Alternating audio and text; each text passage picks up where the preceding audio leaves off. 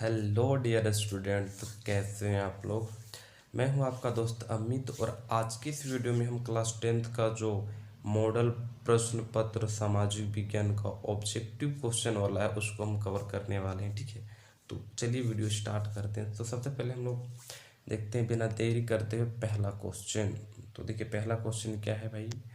तो पहला क्वेश्चन है कि हमारा जो पहला क्वेश्चन क्या है, राष्ट्रवाद में एक निश्चित भौगोलिक क्षेत्र में रहने वाली जनता इनमें से किससे जुड़ी, किसके द्वारा जुड़ी होती है। तो भाई एक भौगोलिक क्षेत्र में रहने वाली जनता किससे जुड़ी होती है, तो समान संस्कृति से भी जुड़ी रहती है, समान इतिहास से, भाषा और लोक परंपरा से भी क्या होती है, जुड़ी रहती है। इसलिए इसका आंसर हो जाएगा हमारा ऑप्शन डी, यानी कि इनमें से सभी। ठीक है, नेक्स्ट क्वेश्चन देखते हैं। जर्मनी के एकीकरण में प्रमुख भूमिका निभाने वाले बिस्मार्क कहाँ के चांसलर थे। तो ये कहाँ के चांसलर थे, तो इसका आंसर हो जाएगा प्रसा, यानी कि वो कहाँ के चांसलर थे, प्रसा के चांसलर थे। ठीक है, उसके बाद हमारा क्वेश्चन नंबर 3 है। कहते हैं कि सरदार जो वल्लभ भाई पटेल ने किस किसान आंदोलन का नेतृत्व किया। तो कौन से किसान आंदोलन के नेतृत्व किए थे, तो ये है बारदोली आंदोलन। जो बारदोली आंदोलन है उनका इन्होंने नेतृत्व किया था। ठीक है, अब नेक्स्ट क्वेश्चन है, साइमन कमीशन भारत क्यों आए थे। तो भारत क्यों आए थे, तो भारत में संवैधानिक व्यवस्था की कार्यशैली का अध्ययन करने के लिए वो आए थे भारत। तो हमारा आंसर हो जाएगा option number A. Question number 5 क्या है, प्राचीन काल में किस स्थल मार्ग से एशिया और यूरोप का व्यापार होता था। तो कौन से स्थल मार्ग से, तो आंसर हो जाएगा बी, यानी रेशम मार्ग से। छठा क्वेश्चन है, गाड़ियों के उत्पादन के लिए असेंबली लाइन का प्रयोग अमेरिका में सबसे पहले किसने किया था। तो इसका जो आंसर हो जाएगा, इसका आंसर क्या है हमारा, हेनरी फोर्ड, यानी option number D. Question number 7 क्या है, डॉन ऑफ द सेंचुरी नामक चित्र में किसका महिमा मंडन है। तो किसका महिमा मंडन है, तो संगीत का, इसमें संगीत का महिमा मंडन है, यानी ऑप्शन नंबर डी। अब क्वेश्चन नंबर हम 8 देखते हैं कि स्पिनिंग जेनी मशीन ने किस प्रक्रिया में वृद्धि की। तो किस प्रक्रिया में, तो कताई, जो कताई की प्रक्रिया थी उसमें के इन्होंने बहुत ज़्यादा वृद्धि की थी। भारत में पहली प्रिंटिंग प्रेस किन के द्वारा लाया गया था। तो किन के द्वारा लाया गया था जो प्रिंटिंग प्रेस है, तो हम लोग को पता है किन के द्वारा, पुर्तगालियों का, यानी ऑप्शन नंबर बी। ठीक है, गैली क्या है, ये जो क्वेश्चन नंबर 10 है वो पूछ रहा है गैली क्या है। तो गैली क्या है, तो गैली एक धातुई फ्रेम है। धातुई फ्रेम को हम लोग क्या कहते हैं, गैली। ठीक है, अब क्वेश्चन नंबर 11 देखते हैं। यदि सरकार, क्वेश्चन नंबर 11 का, यदि सरकार के विभिन्न अंगों विधायिका, कार्यपालिका और न्यायपालिका के बीच सत्ता का बंटवारा रहता है तो सत्ता को हम लोग क्या कहते हैं, तो उस सत्ता को हम लोग कहते हैं क्षैतिज। क्या कहते हैं, क्षैतिज। क्वेश्चन नंबर 12 देखते हैं। भारत संघ में इस समय है टोटल कितने राज्य हैं, तो हमारे यहाँ 28 राज्य हैं और 8 केंद्र शासित प्रदेश है, तो ये याद रखिएगा। क्वेश्चन नंबर जो 13 क्या था, मैक्सिको ओलंपिक की कहानी किस आंदोलन से संबंधित है। तो किस आंदोलन से संबंधित है, तो अश्वेत शक्ति आंदोलन से। तो जो अश्वेत शक्ति आंदोलन है उससे ये संबंधित है। ठीक है, अब जो क्वेश्चन नंबर हमारा जो 14 है वो क्या है कि संविधान की किस अनुच्छेद द्वारा अस्पृश्यता को समाप्त कर दिया गया, यानी छुआछूत को हम लोग किस अनुच्छेद से समाप्त किया गया है, तो अनुच्छेद 17, यानी कि ऑप्शन नंबर डी। बामसेफ निम्न में से किसका संगठन है। तो किसका संगठन होता है, तो ये जो है सरकारी कर्मचारियों का, यानी कि ऑप्शन नंबर हमारा डी क्या हो जाएगा आंसर। 16 देखते हैं। 16 क्या, भारत में राजनीतिक दलों को मान्यता कौन देता है। तो राजनीतिक दलों को मान्यता कौन देता है, चुनाव आयोग। तो इसका आंसर हो जाएगा डी, यानी चुनाव आयोग होता है वही राजनीतिक दलों को मान्यता देता है। क्वेश्चन नंबर हम 17 देखते हैं। लोकतांत्रिक सरकार होती है, तो लोकतांत्रिक सरकार कैसे होती है, इसे अगर इसका डेफिनेशन देखा जाए तो ये उत्तरदायी होती है, जिम्मेदार होती है और वैध सरकार होती है, यानी उपरोक्त। इसका आंसर हो जाएगा उपरोक्त सभी, भले ये हो या ना हो, लेकिन इसका यही आंसर होगा उपरोक्त सभी। आगे देखते हैं क्वेश्चन नंबर 18। लोगों को राजनीतिक सुधार लागू करने में और सशक्त बनाने वाली कौन सा अधिनियम श्रेष्ठतम है? तो कौन सा अधिनियम होगा? इसका आंसर हो जाएगा सूचना का अधिकार। ये बहुत ही श्रेष्ठतम है। ठीक है। निम्न में से किस राजनीतिक संस्था में महिलाओं के लिए सीटें आरक्षित है? तो भाई ये है पंचायती राज। पंचायती राज में महिलाओं की सीटें क्या होती है? यहाँ पे आरक्षित होती है। ठीक है।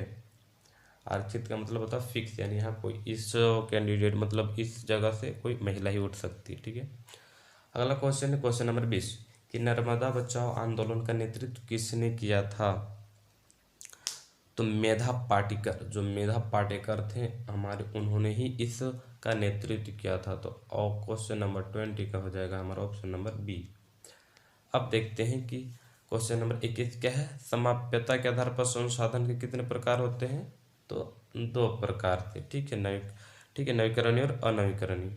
आगे देखते हैं क्वेश्चन नंबर 22 कि किस राज्य में काली मृदा मुख्य रूप से नहीं पाई जाती है? तो महाराष्ट्र में पाई जाती है, गुजरात में पाई जाती है, मध्य प्रदेश, हाँ राजस्थान में नहीं पाई जाती, राजस्थान में नहीं पाई जाती, इसलिए इसका आंसर हो जाएगा हमारा यही राजस्थान। ठीक है। अब क्वेश्चन नंबर देखते हैं हम 23। भारत में जैव विविधता को कम करने वाले कारक कौन कौन से हैं? तो भारत में जैव विविधता कम करने वाले हैं वन्यजीव के आवास का निवास, ये भी है, वन्यजीव को मारना या शिकार करना, ये भी है, हाँ यानी ये भी, यानी उपरोक्त सभी। इसका आंसर हो जाएगा डी नंबर इसका क्या है? आंसर है। ठीक है। अब आगे देखते हैं कि बहुउद्देशिक परियोजना का कौन सा लाभ है? तो इस परियोजना के क्या क्या लाभ है? तो बाढ़ पर नियंत्रण, सिंचाई की सुविधा, जल विद्युत, यानी कि इसका भी आंसर हो जाएगा उपरोक्त सभी, यानी कि 24 का ऑप्शन नंबर डी। 25 का देखते हैं चाय, कॉफी, रबर, गन्ना, केला आदि किस प्रकार की फसलें हैं? तो भाई ये किस प्रकार की फसलें हैं? तो ये है रोपण फसलें। कैसी फसलें भाई? रोपण फसलें। ठीक है। Option number C. 26 का देखते हैं भारत में धान की खेती मुख्य रूप से किस फसल में की जाती, किस ऋतु में की जाती है? तो ये हो जाएगा हमारा ये खरीफ। ठीक है। निम्नांकित देखते हैं अगला क्वेश्चन, निम्नांकित कोयले की खानों में कौन सा झारखंड राज्य में है? तो झारखंड राज्य में रहते हो भाई, तो झारखंड में कौन सा है? बोकारो, नाम तो सुना ही होगा। ठीक है। तो ये बोकारो राज्य में, सॉरी जिला है, तो बोकारो इसका आंसर हो जाएगा। क्वेश्चन नंबर 28 निम्नांकित में से कौन एक आधारभूत उद्योग है? तो आधारभूत उद्योग हमारा हो जाएगा लोहा इस्पात उद्योग। ठीक है। इसका आंसर 29 का देखते हैं 29 क्या? कारखानाओं द्वारा निष्कासित 1 लीटर अपशिष्ट से लगभग कितना गुना जल प्रदूषित करता है? तो लगभग ये 8 गुना जल को प्रदूषित करते हैं, यानी 1 कटोरा अगर गंदा पानी है तो लगभग 8 कटोरा गंदा अच्छे पानी को भी गंदा कर सकता है। ठीक है। आगे देखते हैं क्वेश्चन नंबर 30। क्वेश्चन नंबर 30 क्या कहता है? निम्नांकित में से सड़क परिवहन के बारे में कौन सा कथन असत्य है?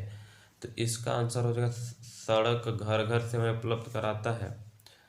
तो घर घर बड़ा सड़क रहेगा तो घर घर थोड़ा ना उपलब्ध कराएगा, तो ये यही हमको लगता है इसका आंसर होगा ये। ठीक है। उबड़ खाबड़ पर बनाई जा सकती है, हाँ ये सही बात है, तो इसका आंसर हो जाएगा ए। ठीक है। क्वेश्चन नंबर 31 देखते हैं। 31 क्या है कि मानव विकास रिपोर्ट देश की तुलना किस आधार पर की जाती है? तो मानव विकास रिपोर्ट के लिए स्वास्थ्य, शिक्षा, प्रति व्यक्ति है, यानी तीनों होना क्या है? बहुत जरूरी, यानी इसका आंसर हो जाएगा हमारा उपरोक्त सभी। इसका आंसर क्या है? उपरोक्त सभी। ठीक है। अब देखते हैं इनमें से कौन भावी पीढ़ी के कल्याण को परिभाषित करता है? क्वेश्चन नंबर जो 32 है, तो कौन भावी पीढ़ी के कल्याण को परिभाषित कौन करता है? तो धारणीय विकास जो है ऑप्शन नंबर सी, यही इसका क्या हो जाएगा? आंसर हो जाएगा। ठीक है। अब आगे देखते हैं क्वेश्चन नंबर 33। क्वेश्चन नंबर 33 कहता है कि सलमा जो है, सलमा है, क्या है वो? सलमा एक सरकारी अस्पताल में नर्स का कार्य करती है। सलमा किस क्षेत्र की गतिविधि में संलग्न है? तो वो है संगठित। ये सरकारी चीज है तो इसलिए हो जाएगा इसका आंसर संगठित। अगला क्वेश्चन क्या है कि सेवा क्षेत्र में इनमें से किस तरह की गतिविधियां शामिल है? तो कौन सा गतिविधि सेवा क्षेत्र में? तो परिवहन, संचार और बैंकिंग। ठीक है। अगला क्वेश्चन देखते हैं कि निम्न में से कौन वस्तु विनिमय का उदाहरण है? तो वस्तु विनिमय का उदाहरण कौन सा है भाई? तो अगर आप ध्यान से देखोगे तो आपको पता चलेगा, हाँ, वस्तु विनिमय मतलब लेन देन वाला। तो इसका आंसर हो जाएगा ए, यानी एक गाय के बदले 5 बकरी का सौदा। ये क्या, एक वस्तु विनिमय पर का एक उदाहरण है। ठीक है, अगला क्वेश्चन देखते हैं 36। कहता है व्यापारिक बैंक के क्या कार्य हैं? तो इसका जो है क्या कार्य होता है? तो 36 का आंसर क्या हो जाएगा? साख निर्माण, ऋण देना और जमा स्वीकार करना। इनका आंसर हो जाएगा इनमें से सभी, यानी कि option number D. Question number 37 देखते हैं। बहुराष्ट्र कंपनियां का, जो बहुराष्ट्र कंपनियां होता है, इसका अगर हम आंसर देखें तो क्या हो जाएगा? बहुराष्ट्र कंपनियां हो तो देशों को उत्पन्न करता है, यानी कि एक से अधिक बहुराष्ट्र कंपनियां का एक से अधिक देशों का उत्पादन पर नियंत्रण होता है, यानी एक से अधिक देशों में। इसका आंसर हो जाएगा ऑप्शन नंबर सी। 38 का देखते हैं कि फोर्ड मोटर की देश की कंपनी है, तो ये कौन से देश की कंपनी है? तो अमेरिका अमेरिका की कंपनी है। Question number 39। हॉलमार्क किस प्रकार की वस्तु की गुणवत्ता का प्रमाणक चिन्ह है? तो ये इसका आंसर हो जाएगा आभूषण। हॉलमार्क देख के, हॉलमार्क होता है ना आभूषण में। राष्ट्रीय उपभोक्ता दिवस किस तिथि को मनाया जाता है? तो सबको याद है 24 दिसंबर। 24 दिसंबर को हमारा क्या था? राष्ट्रीय उपभोक्ता दिवस मनाया जाता है। तो ये हमारा कंप्लीट हो गया क्लास 10 का जो सामाजिक विज्ञान का पूरा ऑब्जेक्टिव क्वेश्चन है। तो अगर आप भी बोर्ड एग्जाम का तैयारी करें और आप चाहते हैं कि जो पिछले 1 महीना के बाद, यानी जो बच्चा 1 महीने से आप अच्छे से तैयारी करें, तब हमारे साथ जुड़ सकते हैं। हम अब ये सारे मॉडल पेपर को क्वेश्चन आंसर सॉल्यूशन करने के बाद जो भी इंपॉर्टेंट क्वेश्चन होंगे फिर उनका वीडियो डाल देंगे। ठीक है, तब तक के लिए टाटा बाय बाय।